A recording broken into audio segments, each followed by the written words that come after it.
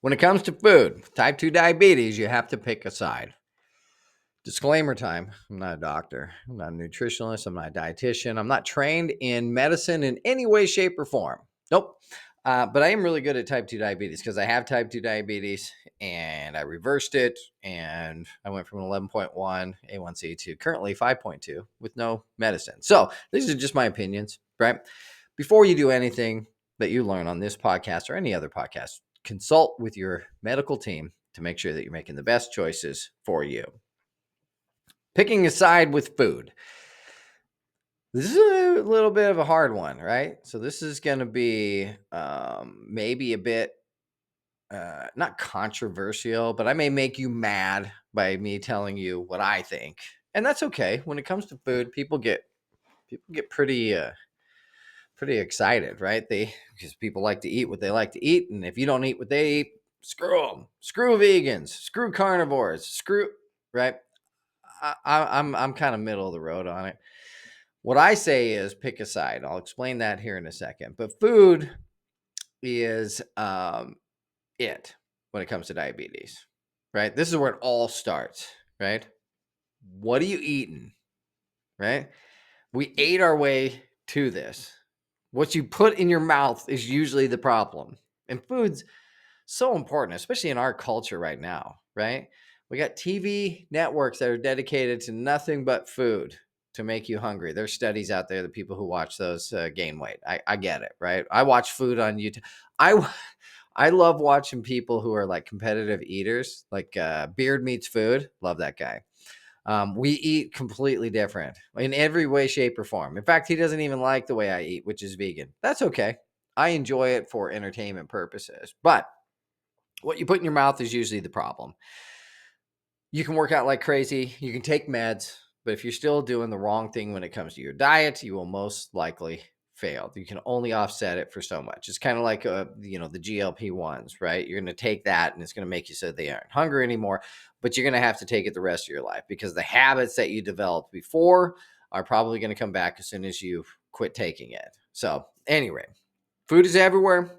Decisions are made every day, all day. And it's really tough because food is tradition, right? Comfort, rewards. I mean, you've never had I used to be the big, run a half marathon, eat whatever you want. Like even when I was vegetarian, right? And I would be like, okay, I'm going to go run a half marathon. And then on the way home, I'm going to get a double cheeseburger. All right. I don't hardly ever eat meat. I only eat it because I ran a half marathon. I can eat whatever I want. And because it was reward. I had a bad day at work. I'm gonna get some Little Debbie's, man. I need a Little Debbie's. Little Debbie tonight because I had a bad day at work. Right, bad idea, but I did it, and it's tradition. So when you get towards like the holidays and stuff like that, right? You have I can think my sister makes these, and she laughs at me because she doesn't make them for me anymore. But she used to make these things called Fruit Loop cookies, right? And it was so stupid. It was Fruit Loops with almond bark melted and marshmallows. That's it. And everyone would be amazed at how many of those I could eat because I could do sweet tooth right here. But it's tradition. So there is some long-standing things with food that you need to get over in order to be successful with type 2 diabetes. Okay. And picking a side is very much so going to be hard for you. You ate yourself here, probably the truth. I did, right? So I came up with a phrase called pick a side. And this was early on, like when I started doing research on what sort of diets should I be eating to be a type 2 diabetic? Should I be eating low carb? Should I be eating plant-based? Should I be eating Mediterranean? What should I do? And when I say pick a side, this is something I came up with my doctor also when I talked to her about it. And she's like, yeah, you're right. There is a standard American diet that we eat, which is the worst way you can eat for a type 2 diabetic, right? It's the worst thing you can do. So picking a side is either going the way I did, which is whole fat. That'd be awesome. Whole food, plant-based, low fat. That's one side. Low carb, high fat is on the other side, right? Picking a side. The one thing you can't do is keep eating the way that you are. The one thing you don't get to do is to keep eating the way that you are because it didn't work. Why? Because you have type 2 diabetes. So there's proof that it didn't work. It wasn't an accident. Um, Now low carb is what most people go to, right? Because it makes the most sense. I mean, someone sitting down to a meal that has no meat or protein in their minds anyway, is really difficult. Low carb for the person stuck on a standard American diet, low carb is probably the easiest thing to adopt to because it brings in all the fun stuff, right? And I did it when I first got diagnosed. I had to go from an 11.1 to get under 9 as fast as possible because I had this surgery I had to get done, right? So I was still vegetarian, but I ate a bunch of eggs and then fake sausages and cottage cheese, and I ate lots of protein, and I had enough carbs that I wasn't going to blow out my kidneys because you got to be really careful with this, right? Especially when you're taking metformin. Low carb and metformin, dangerous mix. You got to be careful of your kidneys. But I was eating the right carbs, right? I was eating broccoli and I was eating cauliflower and I knew how to eat low carb. So I did that for the first like 3 months and I went from 11.1 to 6.4, but I knew that it wasn't sustainable. Some people do really well with low carb and hopefully for you, it's something that you can do for a long time, right? But that is one way to go. When you go low carb, you bring less blood sugar into your body, right? You got less carbs, so you got less blood sugar, and you can get good results with that as long as it's sustainable, right?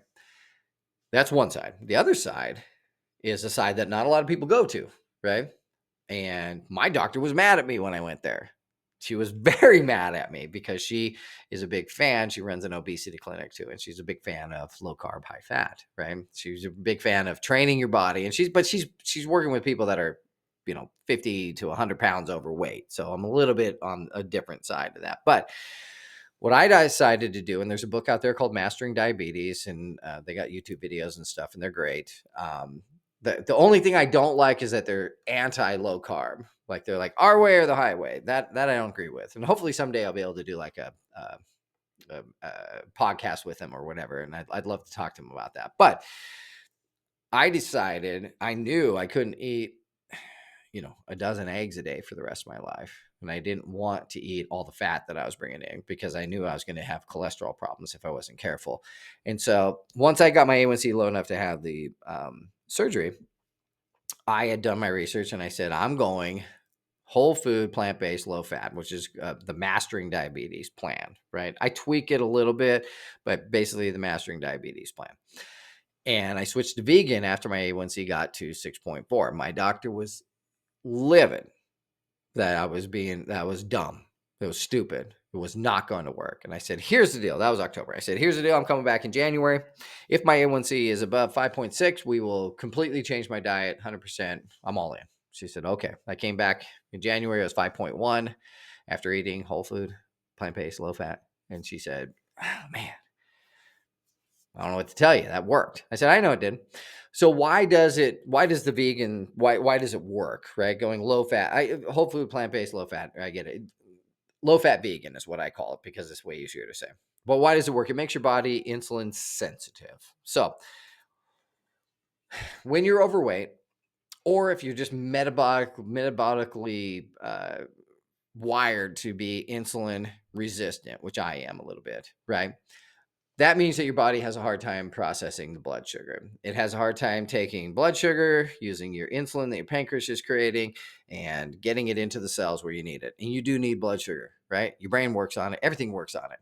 But when you're insulin resistant, if you're overweight and you don't have the ability to process that blood sugar, you got to be careful that when you put a bunch of blood sugar in there, it's not going to spike you and make you go crazy. What does the vegan way work? Well, it makes your body insulin sensitive. Okay. It's removing fat out of your diet. That's the main key is the low fat part, right? Because you can't do, I mean, I guess you could try to do low carb, low fat, but I don't know what you would eat. I guess broccoli. So you could just eat broccoli the rest of your life. But at any rate, when you're eating a really good carbs, unprocessed food, like whole foods, right? Um, and then you're also combining that with low fat, your body gets really good at processing it.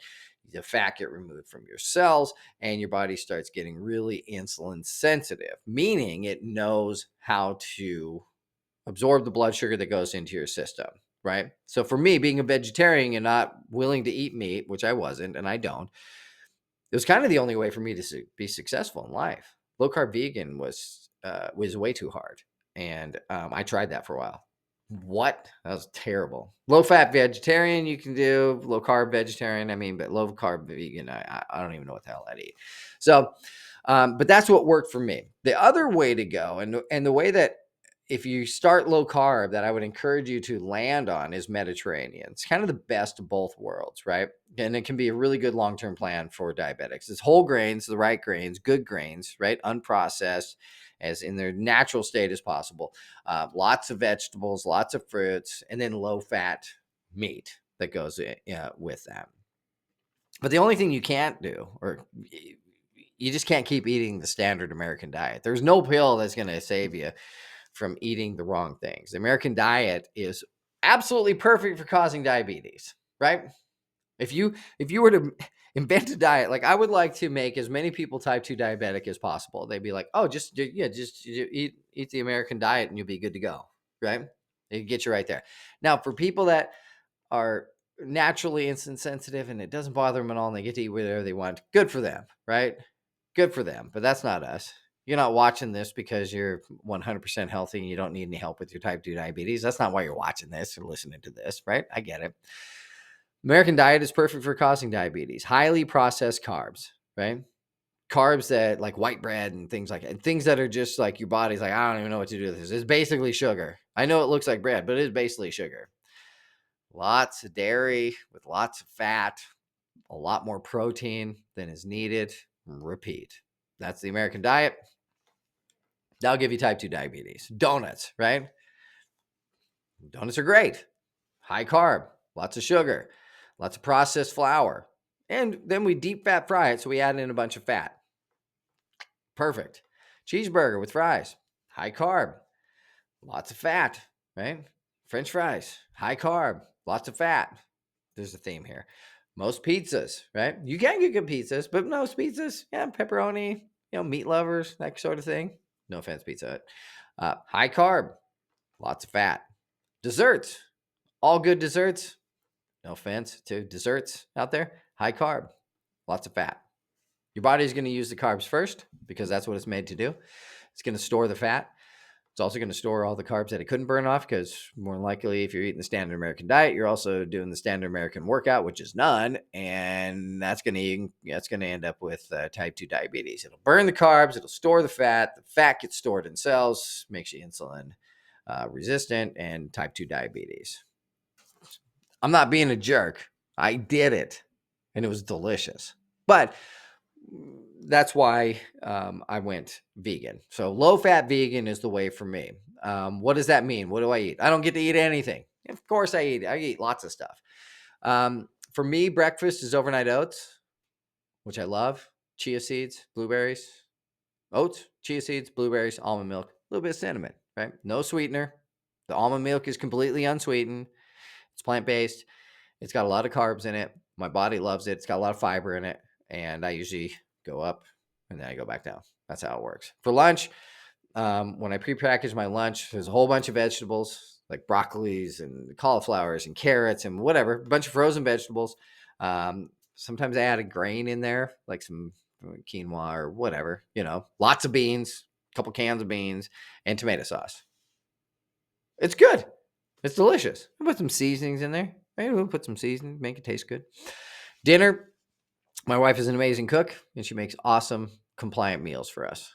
Awesome vegan meals that are low fat and have unprocessed foods and everything. I cheat a little bit on Friday and Saturday nights.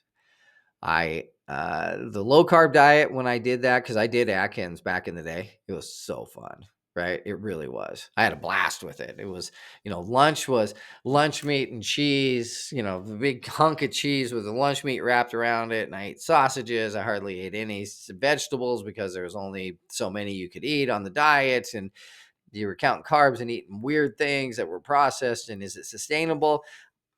I don't know. I don't know that people can be low carb forever, right? I know that what I'm doing for my lifestyle, I can do that forever. And low carb products, like there's a bunch of weird foods out there, like, hey, we got keto friendly buns. What's in that? Is it actually good for you? Is it really food?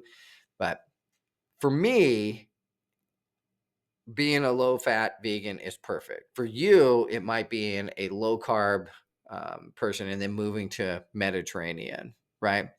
But my advice to most people is just start with a low carb, lose the weight, get yourself in a good position, and then start transitioning back to Mediterranean. But the truth of the matter is you do have to pick a side.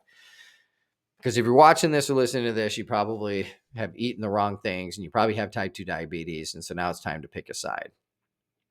High carb, high fat high carb, high fat, the American diet will not work.